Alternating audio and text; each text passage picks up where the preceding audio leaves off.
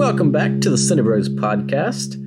This is going to be part 2 of our critique of the DCEU movies. And with that, we have Isaac Williamson back with us again. Isaac, say hello. Hey, thanks for having me back. All right. I have Luke and Ray with me as well, boys. Hola. What up? All right. So if you have not watched part 1 of our DC critique, I recommend you go do that. Should be on our channel.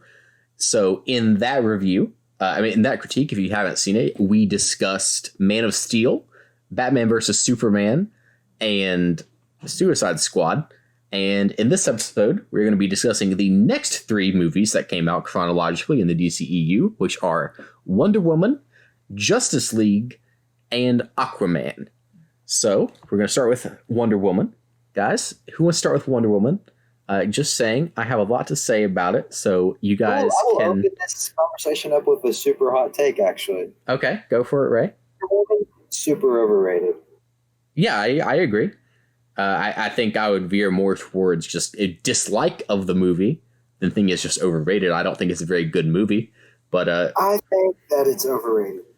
You want to tell us why, Ray? Well, its critic scores in, the 90s, correct? Yeah. Okay. It is definitely nowhere near the levels of being able to be good. Have that high of a score. Yeah, I just looked it up. It has a 93% still on Rotten Tomatoes. And I think, a lot of the hype around it is, I'm going to sound really sexist here, but it was, I think a lot of, it gets... I want to, make this not sound bad when I say it. You can't, so just say it. They kind of give them a little extra credit because it was directed by a woman and its lead actress is Gal Gadot. Well, And it was the first. Oh, go for it, Luke. I was just saying, Ray's canceled now, so Ray, was nice knowing you, pal. I love Gal Gadot though. She's fire. Gal Gadot. Oh, yeah. Gal Gadot is like an actual queen. I think she's an actual Amazonian. The impact I think on this one was the fact that it's not the first female centric comic book movie. I think that title belongs to Elektra, which wasn't very good. It's probably the first well done, at least in the filmmaking aspect of it, comic book movie starring a female. And Patty Jenkins came back to direct this. I think it was her second feature film. I think her first one was Monster, the Oscar-winning movie Monster with Charlize Theron in the early 2000s. And it's this time it's produced by Zack Snyder rather than directed. So I think that's part of the reason it has a higher critical score. It's not the first movie to not be directed by Snyder, but it's definitely the first okay one to not be directed by Zack Snyder. It's got a completely different tone than Suicide Squad and the other 2 movies. Yeah, it feels more like an origin story than Suicide Squad and Batman v Superman did. Which those weren't. Suicide Squad could have been an origin story, which it kind of was. They kind of just did it super fast. But Batman v Superman wasn't. See, guys, I actually really like Wonder Woman a lot until the third act. And I think the third act is so bad that it almost tanks the movie for me. But I think everything before was just okay enough to where I can confidently say I like it. I don't really like it that much, but I like it. I think it's okay. The third act just kills it for me, man. Yeah. Oh, yeah. Yeah. I think I have the most extreme views on the third act, so would you like me to just sum up what I think everyone's feelings on the third act are? Just go ahead, man. Okay. Before you do that, Yeah. Tyler. Go ahead. Sorry, did you say something? I'm good. Okay. I went to see this movie with the original Wonder Woman, my mother. I think everyone's mother's the Wonder Woman in their life, and it was it was a good time. I think there was a lot of hype for it, as Ray's already mentioned, and I was kind of curious about it. I like Wonder Woman. I like Gal Gadot. I'm going to mess it up more than once probably as Wonder Woman. We had the theater to ourselves which was not a good sign because it was either a Friday or Saturday. So I was like, oh no, there's nobody here. But there was a new, really cool DC intro to it. And I like the fresh take to it. It's not filmed dark. It's not got a dark aesthetic. It's pretty hopeful. But yeah, I think it's a very okay movie. It's like grossly, just barely above mediocre. But I haven't watched it in years. Not because I don't like it, but I just haven't watched it in years. But I think we all have similar issues with the third act. So go ahead, Tyler. Rip it to shreds. All right. So I think we can all agree that the movie was good up until the final act. Like I personally was really enjoying the movie up until like the final 45 minutes. Now, so for context, I went to go see the movie with a group of friends of mine who I think I was the only one that went that hadn't already seen the movie. And they were all hyping out. They were like, oh man, it's so good. Like, we love it a lot. And I'm like, oh, cool. Okay. Now, by that point, I had only seen Man of Steel and I guess Suicide Squad, but the DCEU was still very young. And before I get into the third act, can I just say that I think this movie is like emblematic of the problems with the DCEU, because it's the origin story of Wonder Woman, who we've already seen by this point in BVS. So I think if I were doing the DCEU, this movie would have came out like immediately after Man of Steel, and then you come out with BVS. But yeah, I agree with that. Yep. And, I also would think that. Yeah, go ahead. Sorry. Well, I was just saying I agree with you, and I think that also shows the difference in quality between the DCEU and Marvel, because Marvel is much better at where to place like their origin story movies and just setting up characters than DC. So yeah, I'm with you there, I think. Right. And like, I also would have done like a solo Batman movie to introduce this version of Batman, and like kind of show like the death of Jason Todd and like how that affected this Batman and like why he was the way he was in BVS. But they didn't. So aside from that, but I kind of discarded that when I was going to see the movie. I was kind of open-minded. I actually thought it looked pretty good. And I'm by no means like a Wonder Woman fan or anything. Like, she was never really a superhero that I paid attention to as a kid. Like, I wasn't really into the DC heroes at all. I just thought it looked good based on the quality of the trailers that I'd seen. And going into it, when it first started, I was like, dang, this is like actually really good.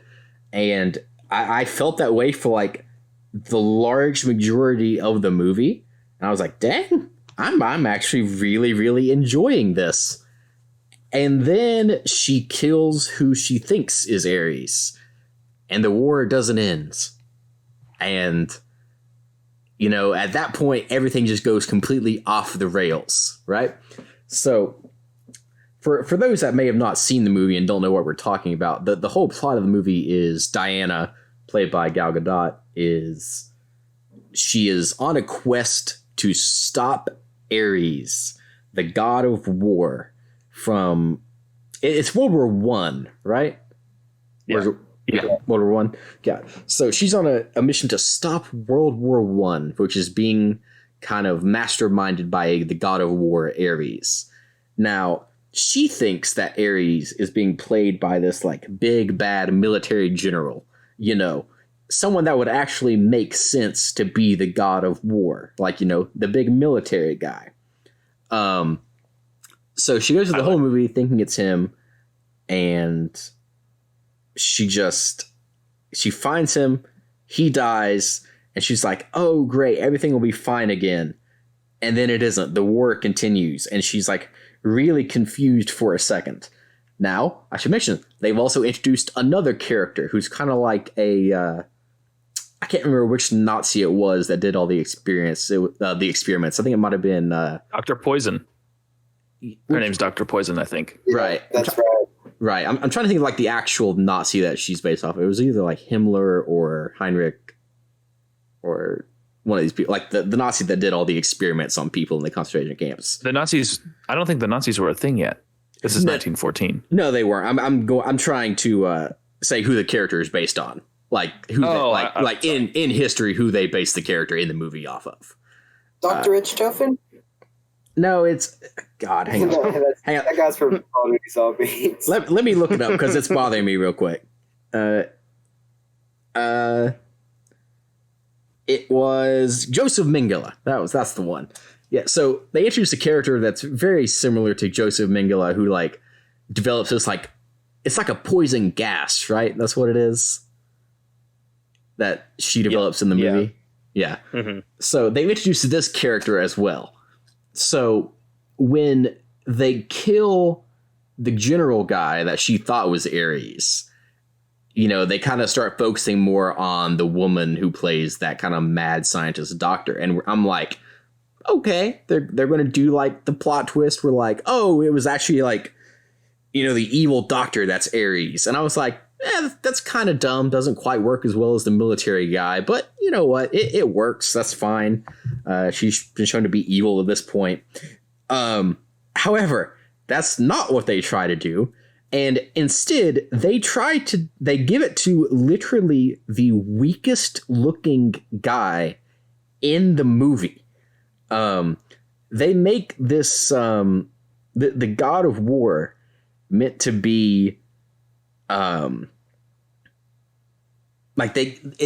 this movie, the God of War is meant to be literally the skinniest guy in the movie. Like he literally looks frail. When they do the CGI for his armor, it literally drowns the man. Like it doesn't fit him at all. Like he looks anorexic in the movie. And the CGI, speaking of, is awful. It's just bad in this movie. And like, now hang on. Yeah, go ahead.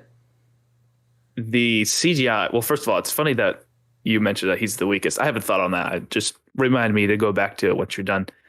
Okay, before you say that thought, if they're trying to mislead the audience, that's a dumb critique, and they're still stupid for doing it. It's just dumb, man. It's just dumb.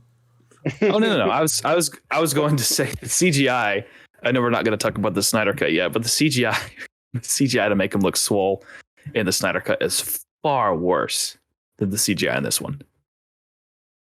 Man, DC does not have. They really don't have good CGI. They don't. We're going to be talking about Aquaman later, and I thought the CGI in that one was really bad as well. You know, I definitely agree with everything you just said about the third act. Ares, they literally, because that guy who plays, I think his name's Sir Patrick or something, the guy who ends up being it's Sir Patrick. Yeah. He ends up being Ares, and very odd choice. Now that the guy playing him is actually a really good actor. I don't remember his name, but I think he's David Toulouse. Yes, he plays Remus Lupin in Harry Potter. Yeah, so like he's a really good actor, so it's not a fault of his. It's just he was woefully miscast. And also, how much more compelling would it have been if she killed the guy that she thought was going to be Ares and the war didn't stop, and she realized, oh, people just suck. They're not being influenced by some sort of ancient god of war. People are just the worst. Like I know that would be anticlimactic kind of for most audience members, and they want to have a giant CGI battle at the end.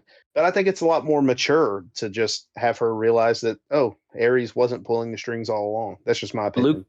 Luke, they did that. Once she killed him, or the what was his name? I know it's Danny. Danny McBride. Okay, yeah, General Ludendorff. Name. Yeah. So she kills General Ludendorff, and then she has that realization, like, oh, I guess people are just bad, and it's a really touching moment. And then they bring in actual Ares and totally like dump on the lesson that they just taught us. Yeah, that's what I mean. Like they kind of you're right, they did it, but then they were like, oh, just we don't want to commit all the way. We had a cool idea. We're kind of scared of what people are going to think, so we'll back off of it. And it's just like, what? You set up such a cool thing.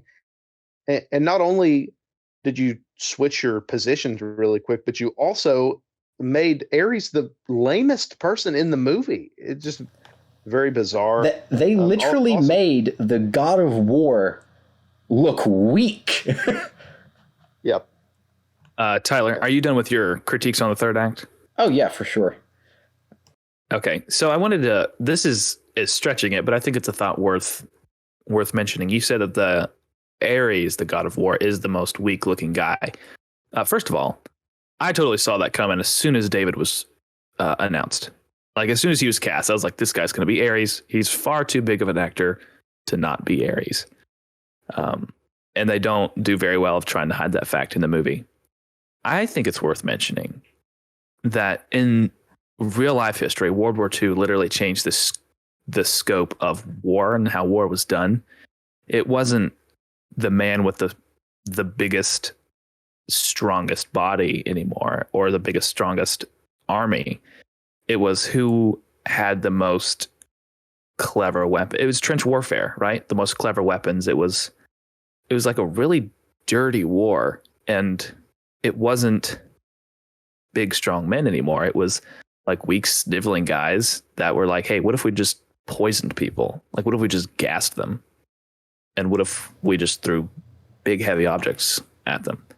And so that, it, like I said, it's probably a stretch, but having a skinny man be the heart of the war and this weak-looking man be the heart of the war, that's probably emblematic of the politicians at the time, because World War I was started by like less than 20 men, and the entire world was sent into a tailspin.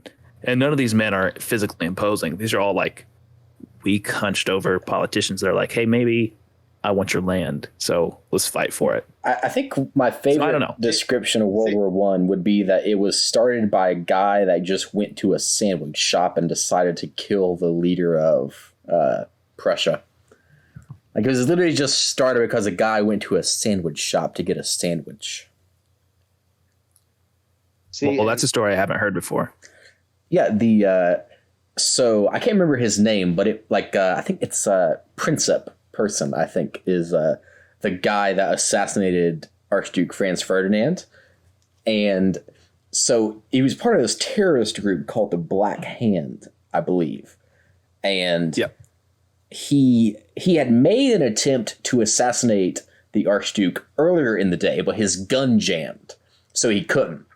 And like he managed to get away. And he kind of got real depressed and like down on himself. So he just decided, well, I guess I just suck, so I might as well go get some lunch. So he literally went to a sandwich shop to get a sandwich, and the Archduke, his carriage literally rode right by the sandwich shop that he was at. So he was like, oh my God, it's fate. Grabs his gun, goes outside, assassinates the Archduke. World War I starts from there. Wow, I didn't know the sandwich part. I know that the assassination of Archduke Ferdinand sent everything into a tailspin, but that's a tangent for a history centric podcast. Yes, it is. See, Isaac, I see what you're saying, but I feel like you might be giving the writers of this movie a little too much credit. You know what I mean? I don't think this was their cleverness. You know what I mean? I think the point. Yeah, but I think if that's what they were going for, it would have made more sense for that Dr. Poison girl to be Ares. Right. I agree. It might be giving them too much credit, but my bent is to defend a movie, even if I'm not super into it. Because, I want to find ways to enjoy movies, and I enjoy this one, as I mentioned before. It's not perfect. I definitely have my problems with it. But if there's like a way that I can open up a larger conversation with a movie, like say the conversation we just had about World War I think it's worth mentioning. Ray, you have anything else to say on the movie? Yeah, I'll just say one more thing and we can move on. It'll be really short. I feel like we've been talking about this one for a while. I will say one thing about this movie that no one can deny. The theme song, the Wonder Woman, like whenever she's like running out, getting ready to do something cool, it's like S tier, great. Oh yeah, yep. It's exactly pretty good. Yeah, it's pretty good. I mean, it's Hans Zimmer, so I mean, it's going to be good. Yeah, it's great. That's an enjoyable part of the movie. I haven't really said good about it. I feel like. Luke, correct me if I'm wrong. I don't think Hans Zimmer actually did the score for this. Obviously, the theme is his, but I think it was Rupert Gregson Williams who did the score for this one. Yep. Yeah, I mean, I just meant like the song, I guess, not the Yeah. score. But wow, Isaac's just putting me in my place, man. Dang. That's No, I'm just I playing. mean, you call yourself a film critic. You Just got to get your kidding. facts straight, man. That's fair. No, That's Luke. fair. I know. we're on the internet, man. You can't be spitting false facts, man. You're gonna get canceled 10 years Good down the point. road. Nah, That's fair. Like Ray's already been canceled during this. episode. Yeah, Ray's already canceled. Sorry, Ray. nah, Luke. We don't let nobody talk to Cinnabro like that. That's what I'm talking about, Ray. Gotta jump, Isaac. Oh, you're right. I need to be put in my place. I mean, you guys are kind enough to invite me. I can't be roasting other people. Technically, this is my Discord. I think I have the power to just kick you out right now if I wanted to. Hey, by the way, Ray, Hey, what's up? I haven't heard much from you, man. Like, do you not have much thoughts or anything? I feel bad because you haven't said much. Well, I kind of did in the beginning, and then like I kind of just let you guys do your thing, and I was kind of just sitting back listening. Okay. Are we ready to start talking about the movie? It's kind of just like mediocre to me. Yeah. Are we done talking about Wonder Woman, y'all? Yeah, I think we are. So I think it's on to Justice League, I believe, is next. Why don't we let Ray lead the charge on Justice League because he hasn't gotten to say much. Yes, I haven't seen Justice League, so I'm sitting this one out. I'll let you three discuss it amongst yourselves. I haven't seen Justice League since theaters, so there's definitely parts of it that I forget. But from what I remember, I had a really fun experience watching it. And I know that it gets a lot of hate. I think it's, as I said, Wonder Woman's overhyped. I think that Justice League is overhated. And I still need to watch the Snyder Cut Justice League because people say that it's better. Can anyone confirm that for me? It is so much better. Is it really? It is like 1,000 times better. Yeah. Who actually directed the non-Snyder Cut? Joss Whedon. Yeah. Didn't he do the Avengers? He did. That's strange. So he did like both big superhero team ups in both universes. That's kind of cool to me. You know? Yeah, I think we should mention real quick why Joss Whedon took over the Justice League. If anyone of you want to tell the story of that. I don't remember the story, but I do know it was Snyder at first, and they kind of kicked him off, right? Zack Snyder's daughter passed away. Oh. And he took some time off of the film for that, and then they had Joss Whedon come in, and Joss Whedon did a bunch of like reshoots and stuff, and that's why the two cuts are so different. You know what I mean? Because Joss Whedon came in and what? To answer your question, Ray, the Snyder Cut is better in every conceivable way. Yeah. To the original Justice League. And yeah, Joss Whedon did do the 2017 version. I remember I was real big on the news back then, especially like the DC movie news. And I remember when the trailer came out to Justice League and so hype. It was such a good trailer. It even holds up today. And then when Zack Snyder stepped down and they hired Joss Whedon, I gotta admit, I thought I was actually pretty excited. I was like, yes, Joss Whedon did the Avengers, and that is a fire movie. Not knowing that the two tones are completely different, and they probably won't be translated very well. But I had some initial optimism for Justice League, and I had a good time with it in the theaters. I didn't hate it, but I was definitely like, yeah, this Snyder didn't direct this movie. There's very obviously huge chunks of this movie missing. One thing I will say, I do feel like Joss Whedon was kind of like handed a mess, Like, I feel like he was kind of just thrown into it and was tasked with the job of fixing it and making it good in time to release in theaters. I disagree because the movie that he made is very clearly his. Like, the tone is completely different. And my instinct is to blame the WB because they probably weren't very satisfied with Snyder's movies, and Snyder had, free reign to direct the Justice League, and they abused this family tragedy as a way to kind of completely replace him and change his movie. And, looking back on it, that's dirty. I think that's just it's it's business, but in terms of a filmmaker and film goers, I think you would agree that that's kind of a dirty move. Yeah, definitely. Then one other thing. Oh, go ahead, Luke. Actually, Well, I was just going to say that, like Isaac, I was, pretty optimistic going in because a live action Justice League movie that obviously never been done before, so I'm very excited. So, so I go in to watch the movie, and like I watched it with my dad. It was a packed weekend. I had a good theater experience. So, I walked out of there thinking, well, this was, flawed. Not the best movie, but it was a lot of fun. I enjoyed it. And then like it seemed just like year after year, several years removed and stuff, my opinion just got worse and worse about this movie or on this movie. And I really don't like this at all. Like this is actually on my Letterboxd, which everybody should follow me on Letterboxd. I ranked the DCEU films, and this was far and away my least favorite. Really, it's bottom. Oh yeah. And I rewatched it a couple weeks ago because I thought I liked Batman versus Superman less, and I still think that movie sucks. But this movie takes the cake for badness for me. I'm really just because, like you all said, and I like superhero movies that are light and fun and stuff, but this movie just feels like such a rush. Like it just tells you everything that's happening, but it gives you no time at all to digest it. It just feels like. And again, that is because it was compacted down to be 2 hours, which the studio sucks for. That was a studio demand, which I thought that was a Joss Whedon demand, but I actually looked it up, and the studio told him to cut it down. And Joss Whedon decided to leave in and add a bunch of really crappy jokes that don't land at all. Yeah. In the expense of character. Cyborg is not even a character in this movie.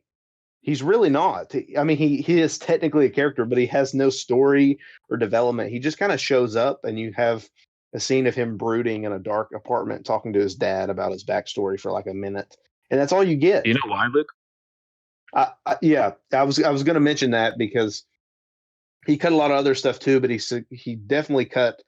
I think Ray Fisher's that guy's name. He cut a lot of his screen time because. He did not treat Ray Fisher very well. In fact, Joss Whedon, doesn't seem to be the best person out there. A lot of allegations of misconduct against him and stuff. And that was obviously a big reason for that. And you take him, when you cut a movie down to 2 hours, it seemed like he cut everything out that needed to stay in, like everything that established the characters, established their motivations, not just with Cyborg, although I thought he got the worst treatment, but just in general, like the Snyder Cut turns Ben Affleck's Batman into a completely different character than this movie. In this movie, he's just a quip machine. He makes 2 jokes about Aquaman talking to fish, which isn't that funny to begin with, and he makes 2 jokes about it. 2 separate jokes. It's the same joke, but it's repeated twice in the movie. I really don't like this movie at all. I think Steppenwolf is laughably bad. So yeah, I mean, again, sorry, I just did like a little mini review. I'll let you guys finish it, keep talking. I'll kind of stop talking.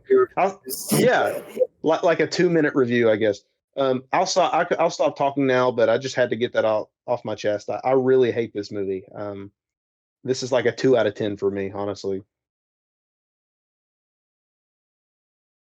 That's what you got to say, Ray? I was going to say one more thing about it, and then Tyler hasn't said anything, so actually he hasn't even seen it. Then I'll let you follow up. But for me, I do have one problem with one of the characters, and it's the Flash, played by Ezra Miller. And this is coming from someone who's seen every episode of the Flash TV show. I just think Grant Gustin's Flash, like after seeing that, his Flash, I just don't like the other one. Like I feel like it might be a little bit biased, but like I just don't like Ezra Miller as the Flash. I don't think he like suits that character. Who plays the Flash in the TV show? Grant Gustin. And I think it's like, is it in the same universe as the DCEU? Tyler, there's a story to that. Officially, okay, at the time of this movie, they were not in the same universe, but with the conclusion, I think it was the very last shot of the CW's Crisis on Infinite Earths, you see Ezra Miller's Flash interact with Grant Gustin's Flash, and it's pretty funny. So they're doing it kind of like Deadpool, like how like Deadpool, Ryan Reynolds now roasts the old Deadpool from like the X-Men movies, the bad Deadpool. Well, there's no roasting. To be honest with you, I haven't kept up with the CW shows. I just saw this on Instagram, but at the very last shot of the Flash episode, you know, the Crisis on Infinite Earths, there's like all these various different characters of the Flash and the Arrow and Supergirl and all these things. They close all the Earths into one Earth. And so they're like, okay, now there's just one character of each person. We're not going to be dimension hopping anymore. And Grant Gustin's kind of looking around the lab. He's like, what a job well done. And then Ezra Miller like taps him on the shoulder. He's like, hey, where am I? And it's funny because he thinks that Grant Gustin is a fan. He's like, dude, nice cosplay. And Grant's like, what? Who are you? How'd you get here? It's kind of funny. Okay, yeah, that would be funny. I feel like. Now, I know I just talked a bunch about this movie, but just to like break off for a second, because you talking about the CW shows, I got a friend of mine who, and not just my friend, like he doesn't just feel this way. All kinds of people feel this way, but I always hear this opinion from him whenever I'm talking about DC. He's like, well, Marvel has better movies, but DC has better shows. And I totally disagree. The CW shows are fine, but you know, they're not highbrow like superhero entertainment. I mean, they're fun, but they're basically just CW shows with some superhero stuff added in, you know, your typical CW drama.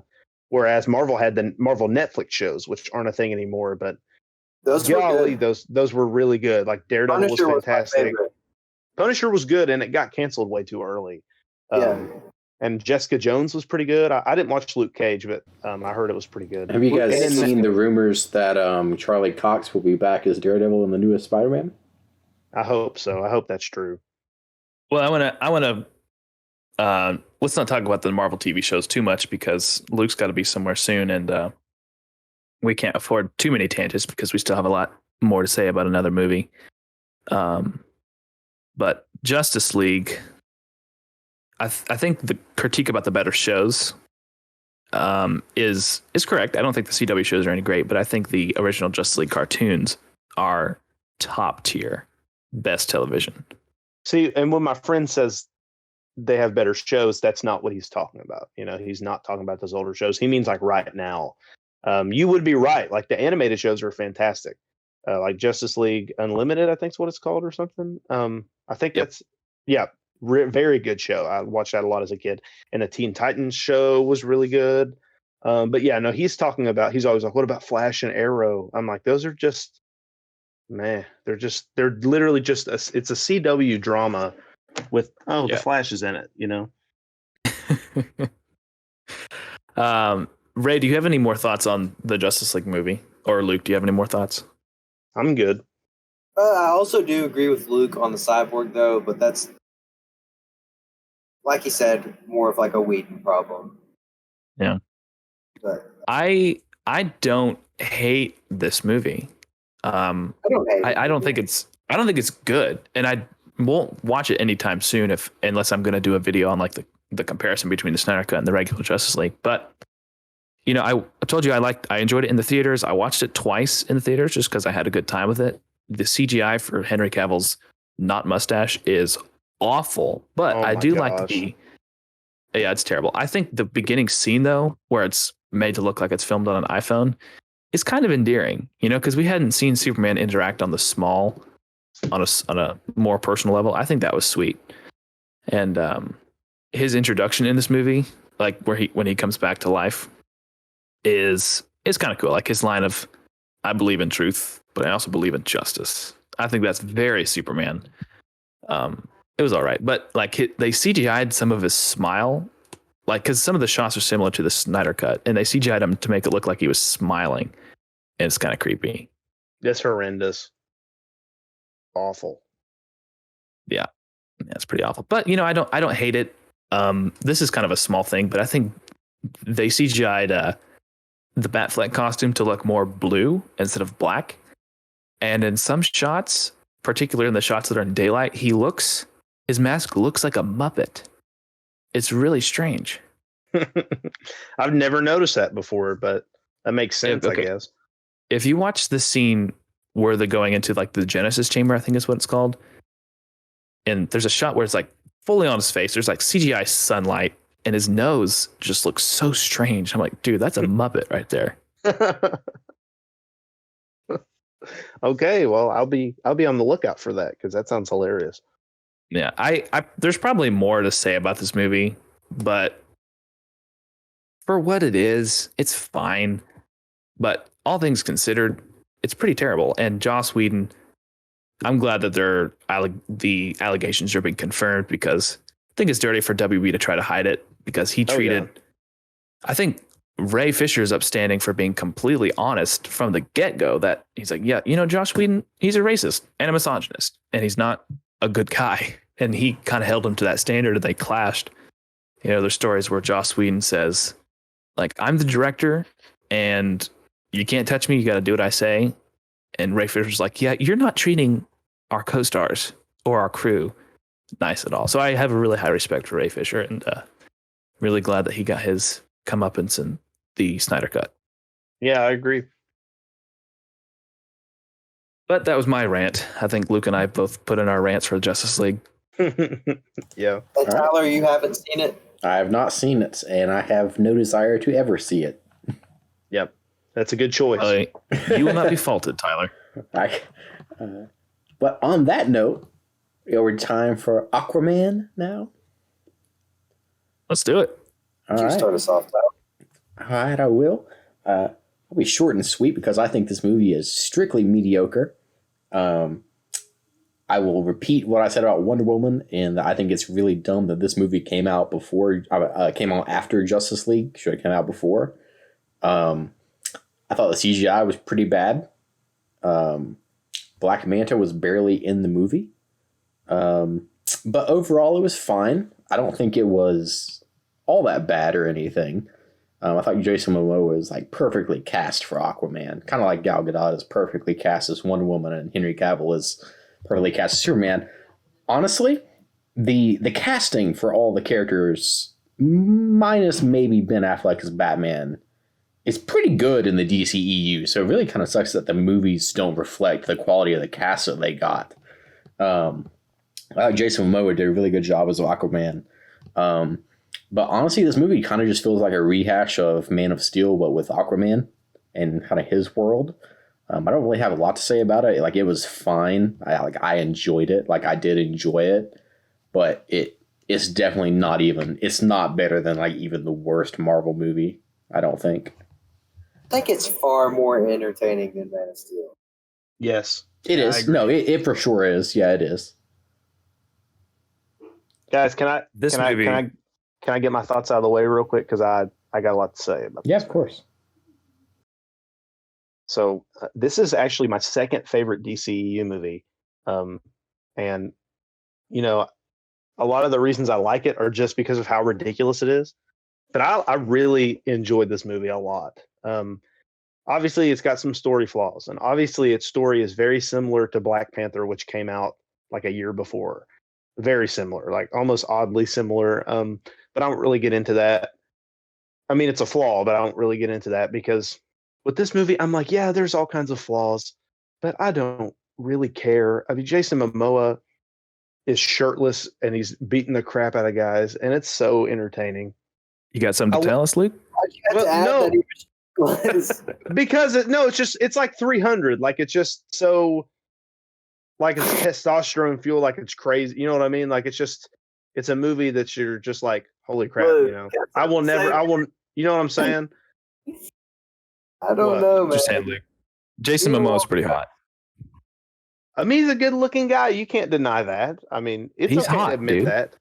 I'll just mess Yeah, with I you. mean, I'm not going to say that, but I mean, you know what I'm saying? I mean, no, but like, it's one of those movies where you watch it and you feel bad about the way you look, about the way, I feel bad about the way I look. It's basically like a live action anime. Now, I'm not a big anime guy, but from what I've seen, like snippets of like Dragon Ball whenever I was growing up, it'd be on the TV, and it's just dudes who are ripped, who are screaming at the top of their lungs very loudly.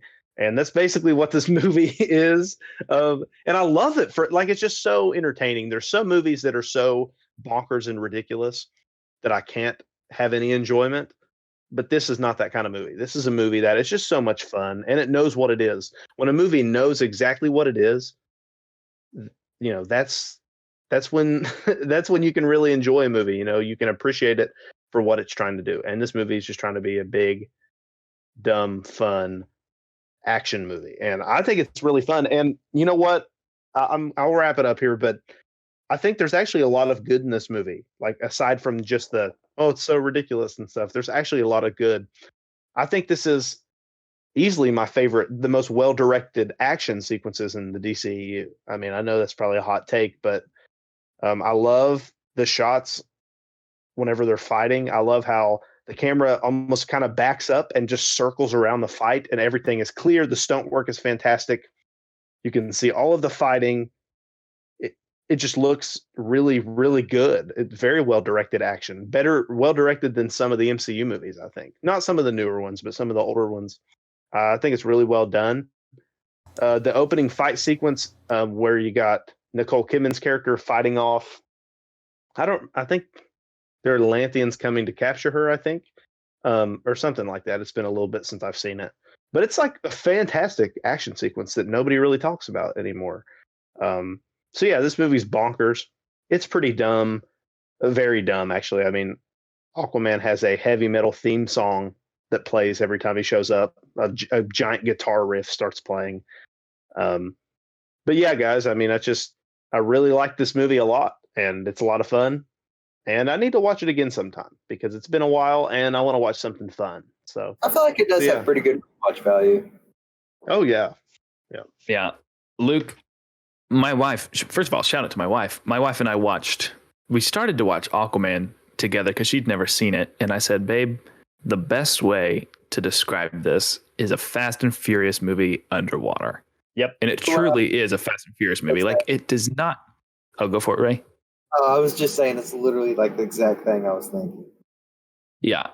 The Fast and Furious franchise does not try to be smart.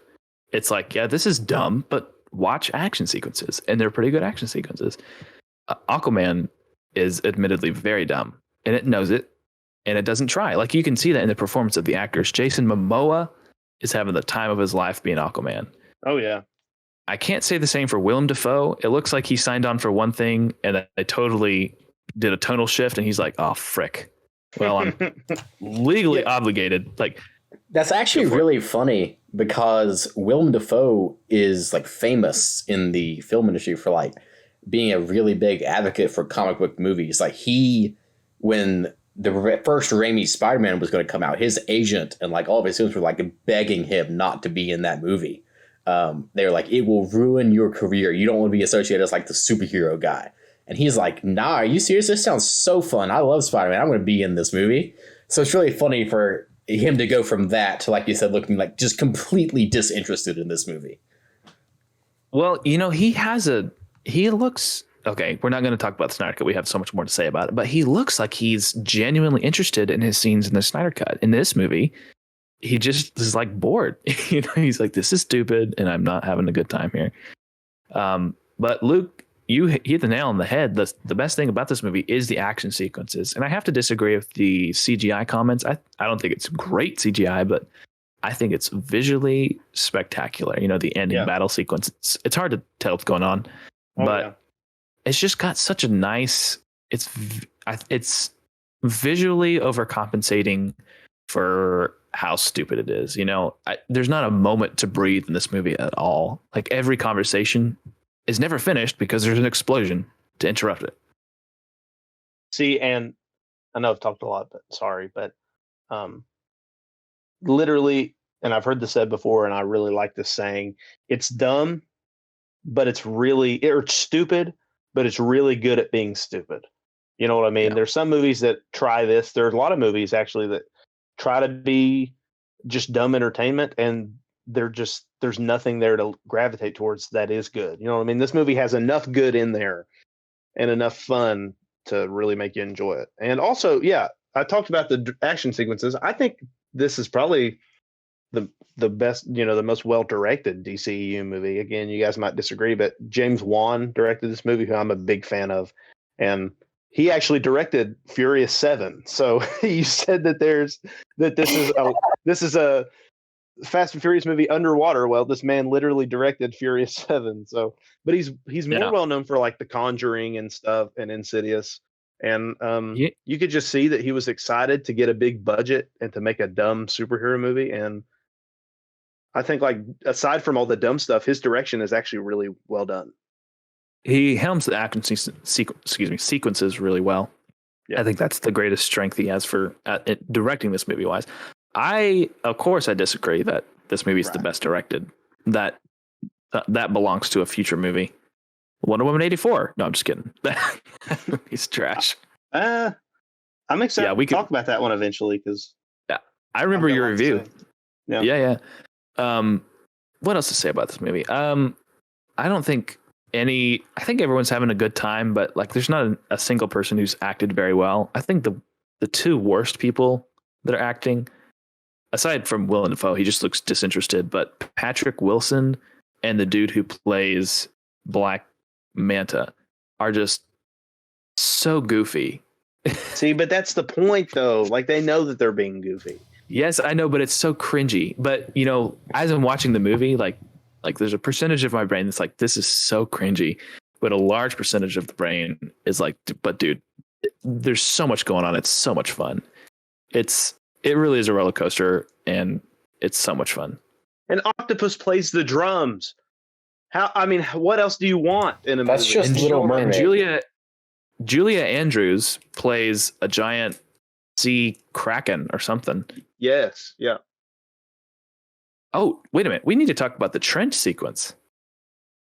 Yep. I forgot about that part, actually. Yeah. You mentioned James Wan is... Yeah. Well, I will say that's my least favorite part of the film. I don't think it's the best part of the film. I think it was interesting that the tone kind of shifted. It became essentially this like mini horror movie. And, he's known for horror, James Wan, the director. And it's funny because the whole movie's like, crazy, stupid, Fast and Furious. And then it got a little bit elements of horror movies. Well, I see what you mean. Which elements are you shift referring to? Sorry, you go ahead. Like, which elements are you referring to that feel horror? I don't remember any of that in this movie. So you remember why they need to go into the trench? Very vaguely. Yeah. Well, self-professed, I'm not a horror movie fan, but I noticed the tonal shift as they were needing to go to the trench. Like, the suspense building is incredible, and then the visuals of it, and it's like you actually think, like, that they're not going to die. But in watching that, they talked about how unworldly the people had evolved into becoming what are they called, the trench dwellers or something. They talk about how unworldly at the beginning of the movie, and then when we finally see them and they might be eaten in this thing, I was like, oh, wow. And some of the shots are just visually spectacular, but also very horror movie-esque. I guess I may have to rewatch it and see what you're talking about, because I'm interested in seeing that again. You know what? I might once again be giving them too much credit, because Kat and I never finished rewatching it because we were like, oh, it's kind of cringy. We're not feeling it. But I remember watching this movie in the theaters. My buddy's like, dude, this movie is so dumb, but you need to watch it.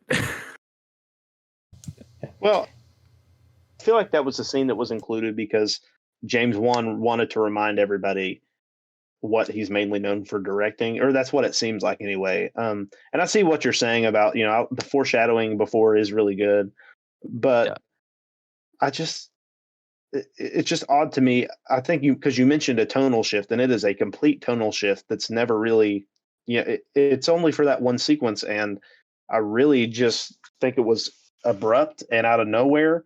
I think it kind of halts the momentum of the movie, which I know is a hot take because a lot of people really love that sequence. But yeah. Well, you could be right. When I admitted I didn't finish the movie, and upon rewatch, I wasn't enjoying it as much as I enjoyed it in the theaters. But for what it is, I have fond memories of this movie, and I like it. Oh yeah. And it's once again the visuals, man. I think they're playing similar to Avatar in a way. Was it Atlantis? I think Atlantis looks similar to Avatar or Pandora.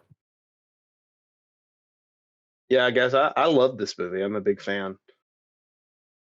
I don't love it, but as far as like a movie that you could turn your brain off to and just like sit back and watch it, like it's a good movie for that. Like it does its job for that, but like it's nothing better than that, and it's nothing worse than that. It's just right. Yeah, I agree with Ray. I think it's just entertaining. It's definitely not. It probably is one of my favorite DC movies, but I definitely wouldn't prefer to watch it over like a Marvel movie. Any of them, really. I would over Thor. And Thor the Dark World. Maybe I would. Maybe. Yeah, I think I like this movie. I don't think I watch it over a Marvel movie. Those are some good thoughts, Tyler. Yeah. All right. So, do we have anything else to say? That covers it for me, man. Yeah, I will have to say that Luke needs to DM Jason Momoa on Instagram. Shoot his shot. Wow. Hey, no shame. All right.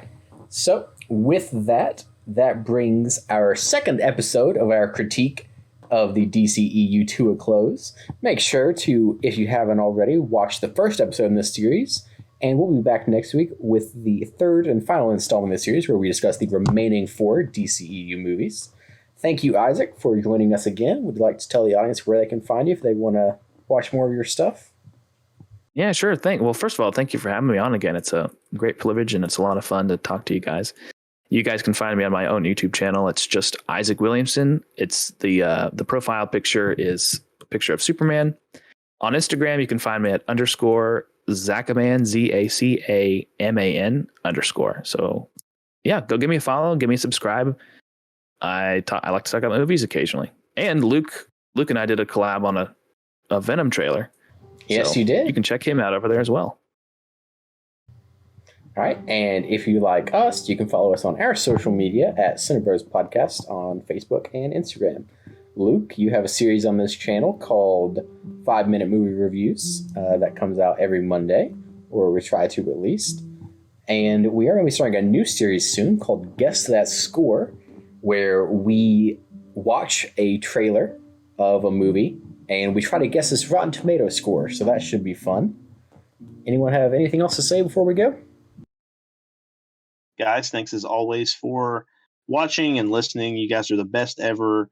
Like Tyler said, I have my own series on here, 5-Minute Movie Reviews. Be on the lookout for more of those. Haven't been as many of those out recently. I apologize for that, but that is going to change soon because a lot of movies are coming out. So be on the lookout for more videos. Thank you as always. Tune in for part 3. We will see. Bye.